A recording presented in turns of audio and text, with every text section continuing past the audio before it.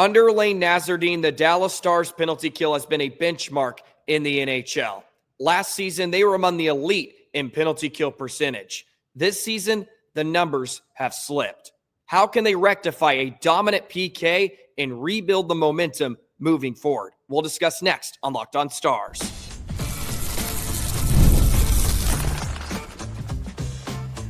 You're Locked On Stars, your daily podcast on the Dallas Stars. Part of the Locked On Podcast Network, your team every day.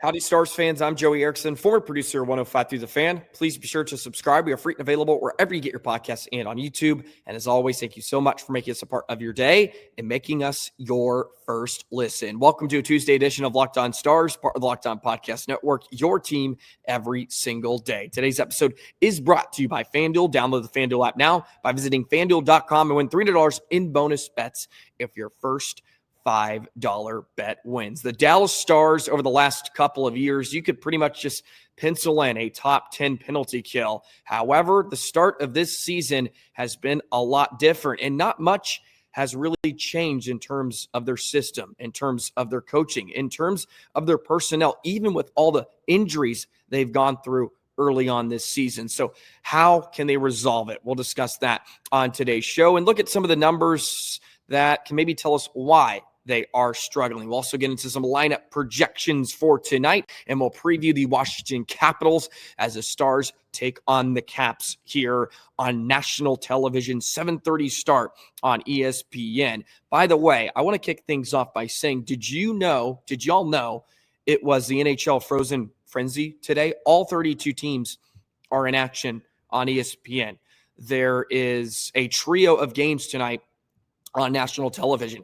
I had no clue it was the NHL Frozen Frenzy. Remember a couple of years ago when they first launched that, the marketing was great. They really promoted it. And now over the last couple seasons, I was told last night around midnight, the Frozen Frenzy was happening today on a Tuesday. I had no clue, no idea this was happening. Leave it to ESPN once again for really not caring about the sport they hold and have TV rights to. But that's neither here nor there. I just thought that was really fascinating and had no clue. All the teams are playing tonight, and it wasn't heavily promoted that much. But the Stars are playing the Caps on national television, so we'll be tuned in to that one for sure. Okay, now let's get into the meat and potatoes of today's show. The Stars penalty kill. What's going wrong?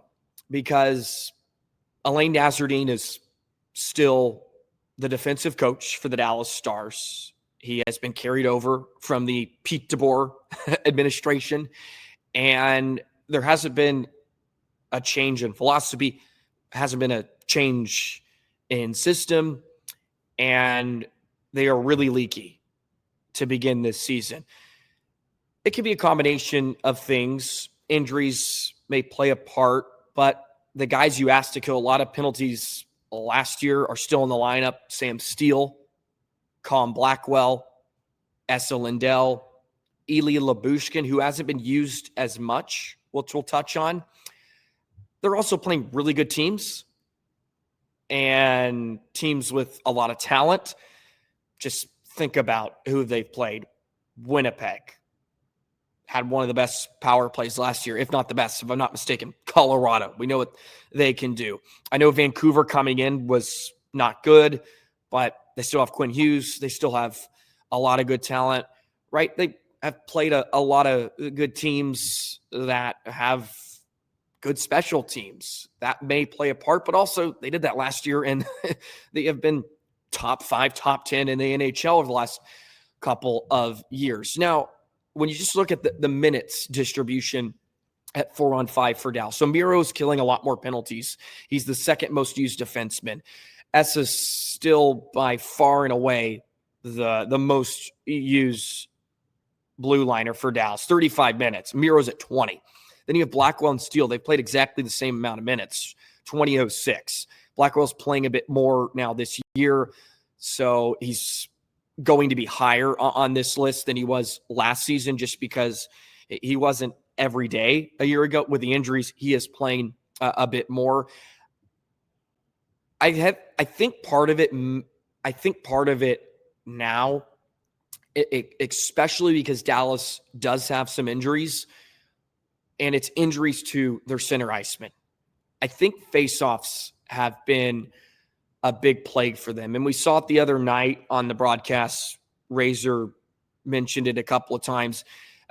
They don't have a guy on the left side to take faceoffs right now because, Roope's out, Duchene's out. Those are guys that sometimes they're not going to stay out there to kill penalties.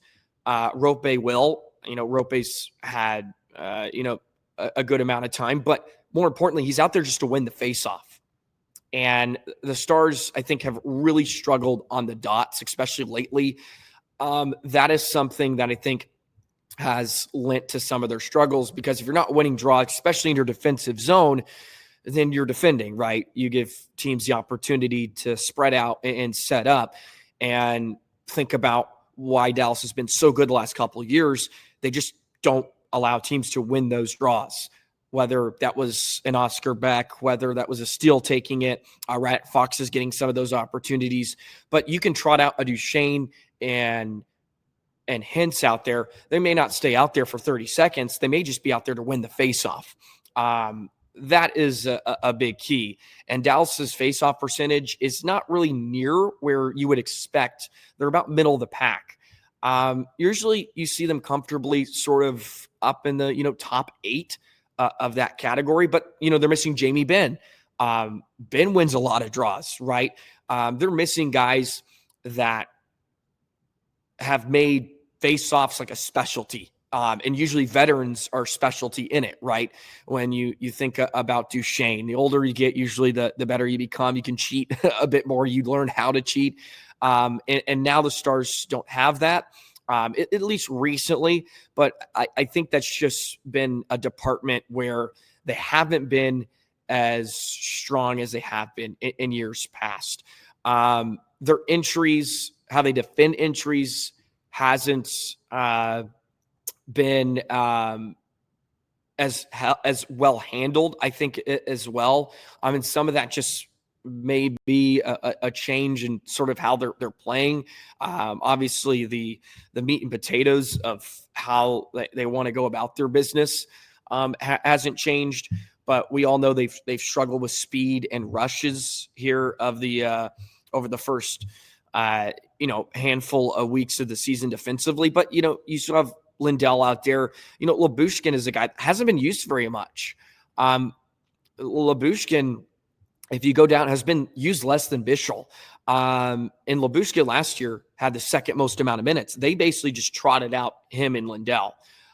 So that is something that has changed that I've noticed. And was a bit surprised to see as well. Maybe Lyubushkin needs to be used a bit more. And I don't mind Miro playing on the PK. I have been calling for him to play on the penalty kill last couple of years just because he is so good. But maybe you could give some more minutes to Lyubushkin there and allow him to play a bit more with Lindell. We know they're comfortable together, and that was a shutdown pairing for Dallas on the PK. I also looked at maybe total penalty minutes. The Dallas Stars aren't taking more penalty minutes than the average team. They're about middle of the pack. 82 penalty minutes. Rantanen's taken 7 minor penalties. It's sort of up near the league leaders, but it's not like the Stars as a team are taking a ton of penalties. So it's not like, they've been shorthanded more than other sides, and that has led to some of their issues. I think it's just a combination. I think faceoffs are a big one. They are missing some key center icemen, and they're not using the really usual crew. They have them available, but like Lyubushkin hasn't played that much.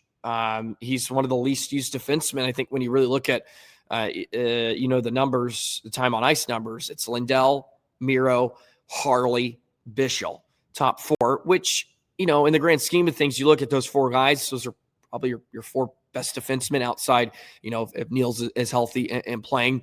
But Lyubushkin is a good penalty killer. He probably needs to be used more.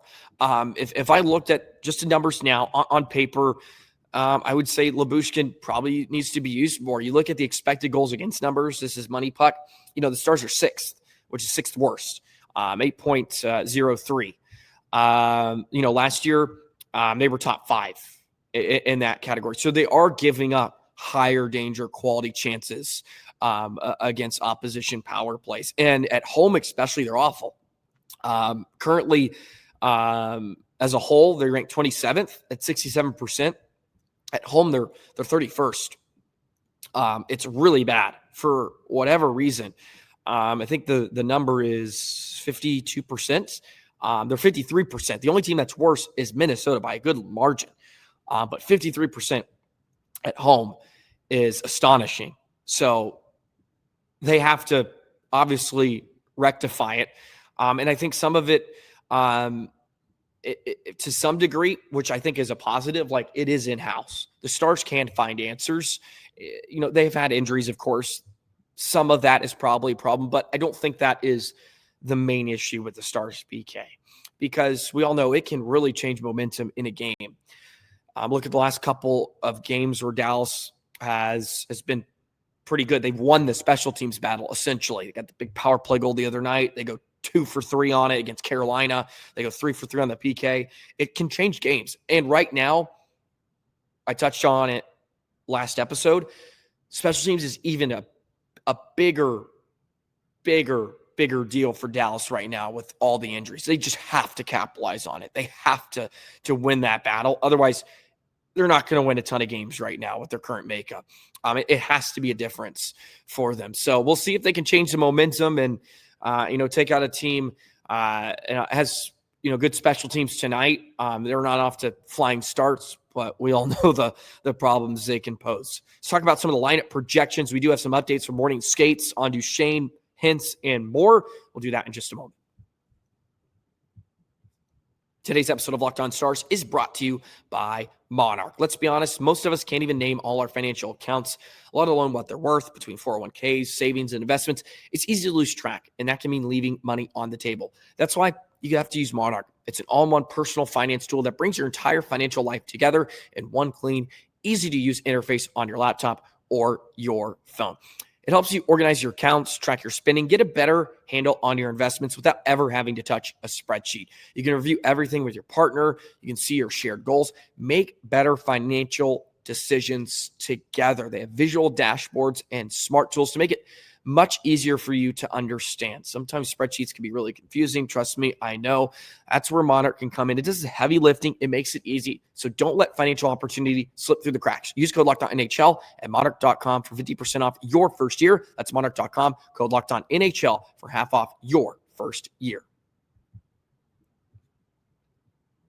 Updates from morning skate here on a Tuesday. No Thomas Harley, no Matt Duchene, Oscar Beck, or Roope Hintz are at morning skate ahead of Washington. We're still awaiting an update on why Thomas Harley isn't skating. That is a very, very new development, which is just another blow to Dallas. I know a week ago or so he was dealing with an illness. Maybe that's still lingering. But my goodness, that is a massive blow. We'll have to continue to keep an eye on that. Follow us at Locked On Stars. I'll be sending out information, retweeting and stuff. Robert Tiffin is always on the hunt. These were the lines today. Seguin, Ranton, and Steele, Johnston, Bork, Robertson, Ritskovian, Ernie, Blackwell, Faxa, Bastian. There was nobody else on the fourth line. I would imagine it's Oscar Beck. Maybe they can call somebody up at this time. I would think that would already have happened. If so, on the blue line, it was Lindell Haskinen, Kyle Capobianco, and Lyubushkin, and then Bischel and Petrovic. So that is just a bit of a shocker that Harley isn't skating. He was stick handling on the ice. Maybe he's just not joining the team for morning skate. Who knows? Just to get him some rest. But to say the least, that is not good. Hintz and Duchene were to be expected. I was not under the impression they were going to play. Beck is a bit of a new one. Of course, he just played his first game against Nashville the other night, picked up a goal, maybe aggravated something. Maybe they just are giving him maintenance. I don't know. Harley's a bit of a shocker. I don't believe we saw anything at the end of the game against Nashville. I'm trying to think if he was banged up in one of the games. I really don't recall. So that is just, whoa. It could be precaution. I'm trying not to look into it too much, but if it is anything like, the Stars, they can't handle much more. They really can't handle much more. They are on thin ice. The margins are as thin as ever right now. And Golitzin is having his work cut out for him. So we'll wait to get updates, but that obviously throws a wrench into some things. It's probably just precautionary, right? Just to give guys some rest. But, you got Hintz out, you got Duchene. Those are key guys down the middle. Like, Dallas is just missing some playmakers right now. They're just missing guys that can drive the play. And offensively, that has hurt them. They've just looked – they just at times look like they're not going to score at all. They're just not threatening. But then, they have stretches, like a game against Carolina and Nashville where they start stacking shifts and they're able to generate some stuff, at even strength. It's not easy at times, like especially in their own zone. They struggle to get out, and that certainly has a hand in what's going on at the other end of the rink. But like Duchene, just think about the amount of times he can make plays for others. Some of the assists he's had, like he plays with speed, holds on to pucks. Dallas can't handle much, more, much more injuries at this point. They're missing, two big chunks or two top center icemen right now, which gives Johnson a chance to elevate. Seguin's been great this year. He deserves a lot of credit. He's been so good. Coming off, another surgery where he missed all of last year for the most part. He's got 4 points in 9 games. It's like not eye-popping numbers, but it's also really good because of what we've seen out of him. He's having to kind of jump up and down the lineup. Like, not everything's perfect for Dallas right now. So I think when you look at, Seguin's number, some others, they're not eye-popping, but they are playing uncomfortable hockey. It's not pretty right now. And they just have to find ways to just chip away. And I think Seguin has embodied that.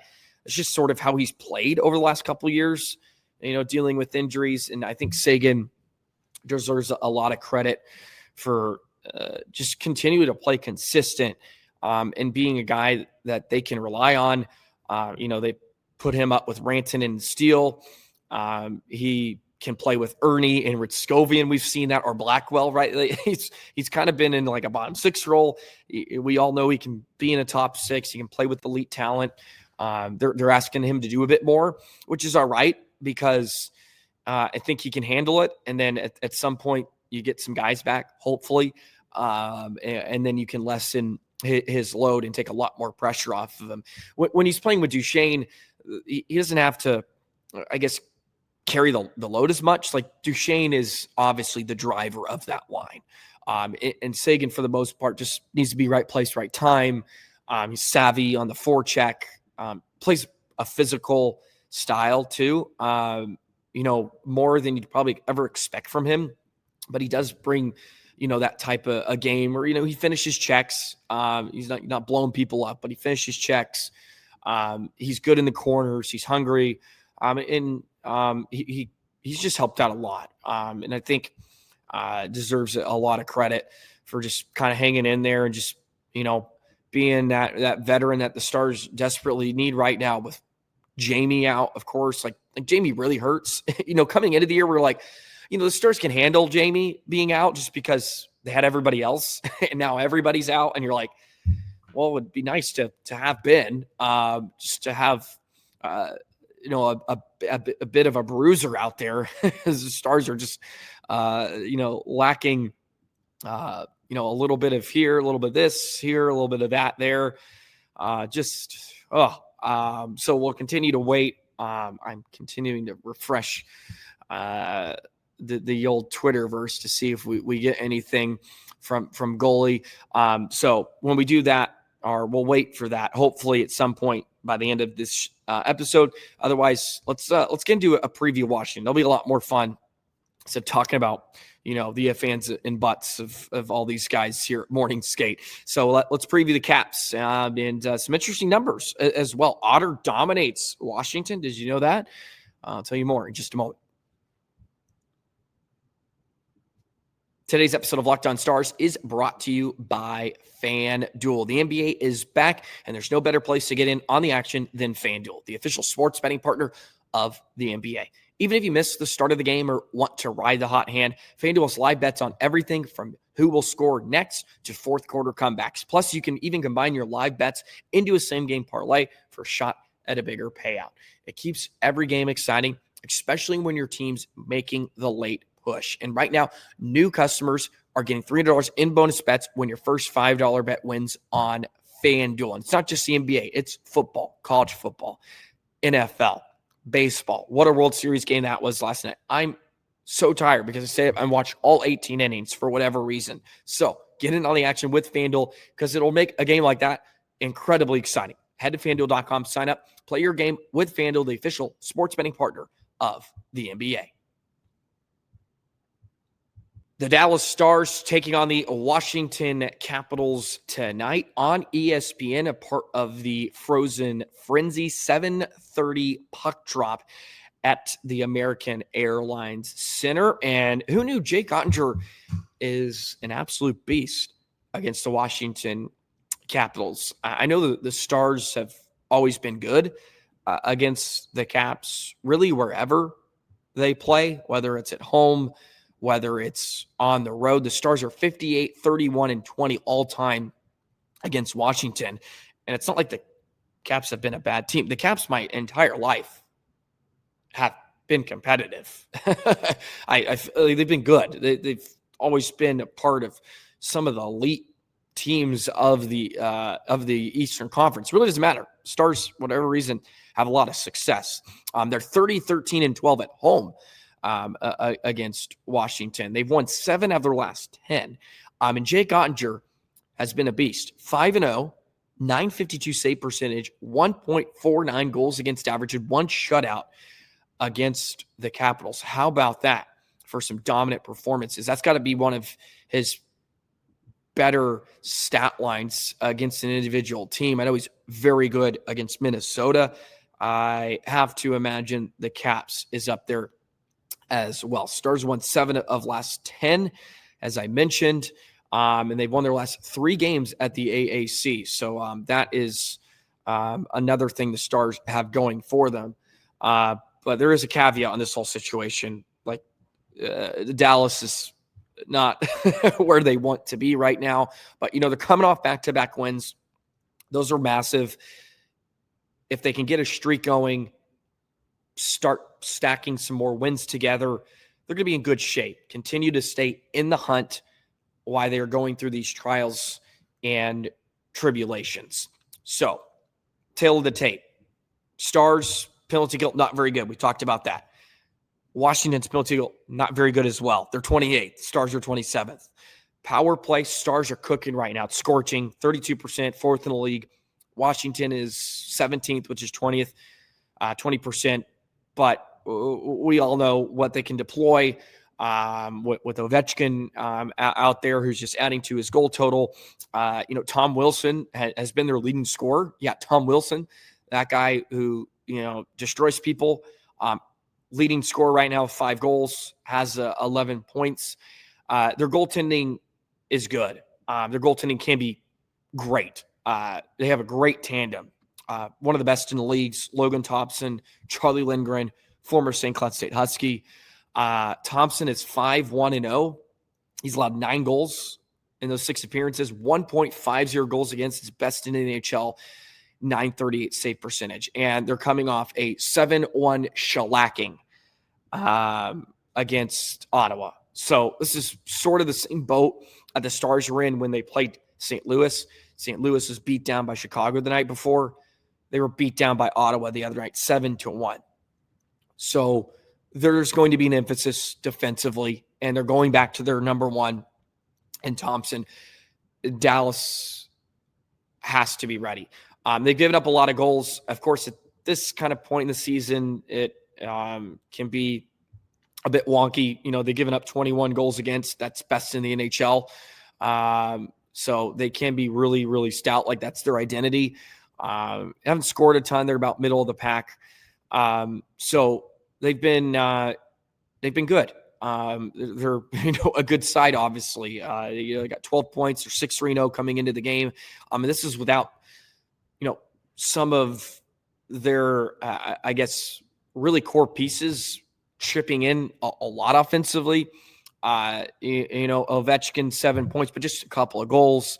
Ryan Leonard's a good rookie. That's a guy to keep a lookout on. Ryan Leonard from Boston College, really successful career with the Golden Eagles. And they have a really good back end that loves to chip in. Jacob Chikrin, John Carlson just continues to be, stout blue liner that chips in. So this is going to be a tough game for Dallas. I think it's going to be tough for them tonight.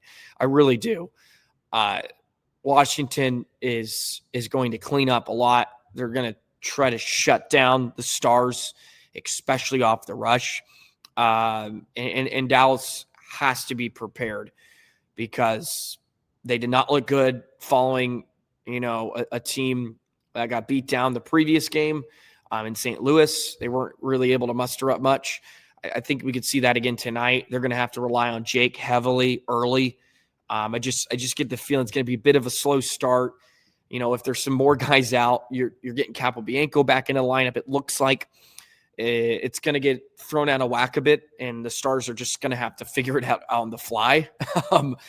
So I think this is a night where you may see a slow start, and Dallas may have to be just kind of held in there. So that's sort of what I'm looking at. And looking for. Dallas can't play catch up tonight though. That first goal is going to be massive. After 2 games where you had to score 3 unanswered, worked really hard to get back into those games. And credit to them, they won both. You can't do it a third game in a row. They got to get out early. Maybe weather the storm, get a power play, capitalize, and then go from there. That feels like that's the type of night Dallas is going to be in for on home ice. Curious what you think. Leave your predictions in the comments below. Still nothing in terms of why Harley wasn't skating along with Beck or Duchene or Hintz. So follow us at Locked On Stars on X. I'll be sure to retweet some information there as well when we do get some clarification on their departures from morning skate. But Jake will be in net tonight. Stars and Caps 7:30. It is a national broadcasted game, NHL Frozen Frenzy. So all 32 teams are in action. Enjoy a fun night of hockey, Stars fans, and appreciate you joining us today, making us a part of your day here on Locked On Stars, part of the Locked On Podcast Network, your team every day. Please like, comment, and subscribe. Hit that notification bell. As always, thank you for the love and support, and we'll see you on tomorrow's show, breaking down a Stars versus Caps game. See you tomorrow. So long, Stars fans.